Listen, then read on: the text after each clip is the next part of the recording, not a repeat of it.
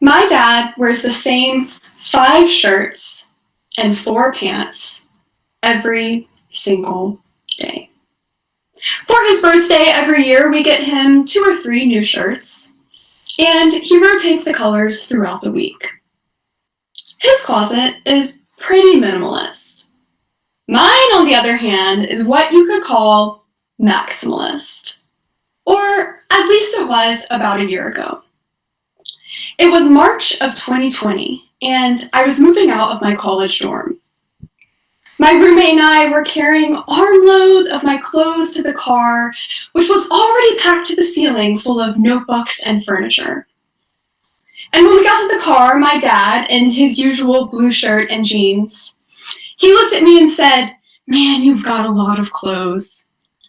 But he didn't know I had 4 more mounds of clothes back upstairs. And these were just the clothes I chose to bring to college with me. I'd even left some back home. And I barely wore any of them. It was in this moment, playing Tetris with my clothes to fit them in the car, that I knew this was an area of my life that I wanted to make a change in. Having this many clothes isn't sustainable for my wallet or the planet. That's when I challenged myself to, over a course of a year, reevaluate how I think about clothes and build a sustainable wardrobe for myself. My goal was to shop only secondhand clothes for an entire year.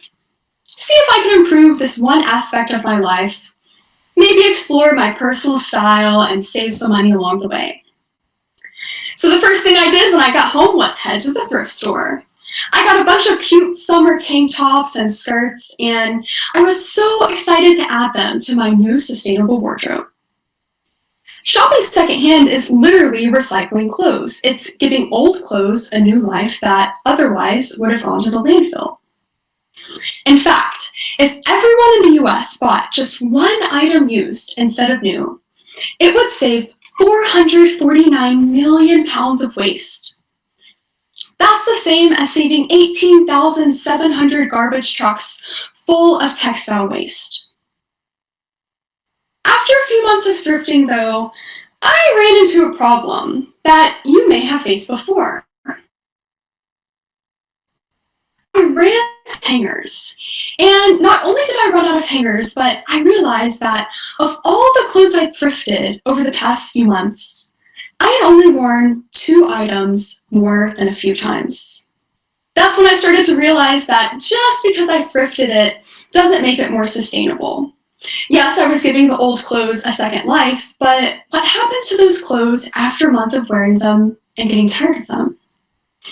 Around 87% of textiles in the US are thrown away. So even if I thrifted it, if I only wore it once or twice, it's still going to waste eventually. Overconsuming at a thrift store is still overconsuming. I need to learn how to thrift mindfully, not just buy something because it's $2. So I set some rules for myself. 1, do I know the care instructions? Do I know how to take care of this? Does it use cold water? Does it need dry cleaning? 2, do I feel comfortable in this? Do I feel confident? Is this something I would be excited to wear often? And 3, how many times will I wear this? Will I wear it at least 30 times? And do I already have clothes in my closet that I can style with this? These simple guidelines really helped me thrift more mindfully. I didn't stop buying thrifted clothes, but I slowly didn't feel the need to do it as often. So after I went a little crazy thrifting, I decided to take a step back and do an audit of my closet. I wanted to understand how many clothes I had and how I could rewear the same outfits for multiple occasions. Now this would mean I would have to become an expert outfit repeater. Now 1 in 2 shoppers say they don't want to be seen in the same outfit twice. But I also couldn't help but think of how many permutations of outfits I already had right there in my closet. If I had 5 pairs of pants, 6 shirts, 3 pairs of shoes, and 2 jackets, that's 180 different outfits. And I knew that most of the time, I wore the same things over and over and over again. What if I could find ways to style what I already had in different ways? I had so many clothes in my closet that I rarely wore just because I didn't know how to style them. So it took a quick Pinterest search and following a couple secondhand fashion bloggers to learn how easy it was to wear what I had and make multiple outfits with the same clothes. These are my favorite pants, and through some trial and error, I learned how to style them at least 4 different ways. And I could replace a shirt with a sweater in the winter, and I could put a sweater on top of a dress to make it look like a skirt.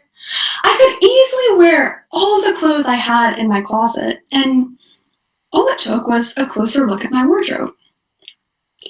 So as I sat there looking at my closet, I realized that my wardrobe was becoming more and more sustainable every day, just by focusing on areas of my life that I could change within my means. I probably wouldn't ever have a perfectly sustainable or secondhand wardrobe, and I've been doing this shopping secondhand for an entire year. Isn't it better, though, for many of us to make small changes than just a few of us to do it perfectly? Let's say we get 1% of the entire US population to have a completely secondhand wardrobe, say 20 secondhand pieces. That would save 89 million pounds of waste. But that's just 1/5 of the amount of waste saved if we got everyone in the US buying just one item used instead of new. If you can have a perfectly sustainable or secondhand wardrobe, that's great, but the bottom line is you don't have to reach perfection in order to make a meaningful impact. So I continued shopping secondhand and reflecting on my consumer habits. In fact, when I moved to Seattle, not only did I buy secondhand clothes, but we also furnished almost our entire apartment in secondhand furniture. We got plates and dishes, a kitchen table, a tea cart, our favorite chair. I knew, though, that I could do more than shop secondhand. What if I could do this for other aspects of my life? But there were so many areas of my life that I could focus on next, from my water usage to my energy consumption to my disposable packaging waste. I was pretty overwhelmed, and I didn't know where I, as an individual, could make the biggest impact. So just as I did an audit of my closet, I wanted to understand how much trash I was producing and how I could organize my waste in a way that would help me identify a next area of focus. Now, my trash had a combination of leftover Thai food, veggie scraps, disposable packaging from granola bars and snacks, and a paper coffee cup. So based on my findings, I decided the next area I would focus on would be my food waste. Now, if you were to do a trash audit, it might be different for you, but it's all about starting somewhere and starting small.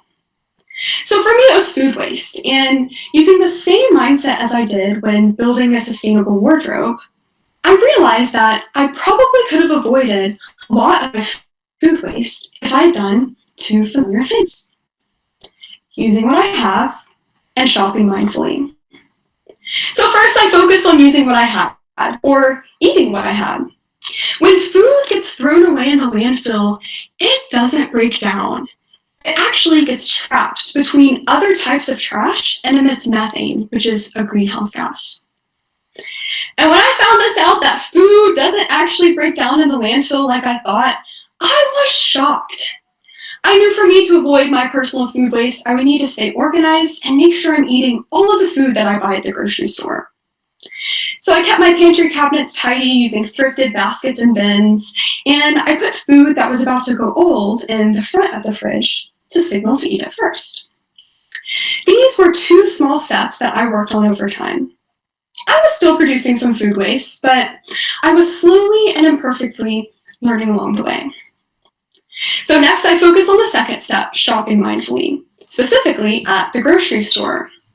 And I wanted to think about more than just food waste, but the sustainability picture around my food in general.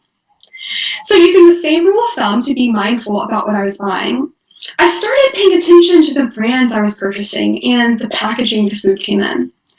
I kept an eye out for B corporations, which are businesses that meet high ethical and sustainable standards. I shopped at our local bulk store, getting my own bulk goods in my own recycled containers. I got fruits and veggies loose without the plastic produce bag, and I brought my own reusable bags to the grocery store. Before I knew it, I was living sustainably by focusing on areas of my life that I could change within my means, by using what I had and shopping mindfully. I had become an environmentalist, an imperfect environmentalist, taking small, gradual steps over time to eventually make a big impact. Now, for me, this meant focusing on my wardrobe first, and then thinking about my food and my food waste.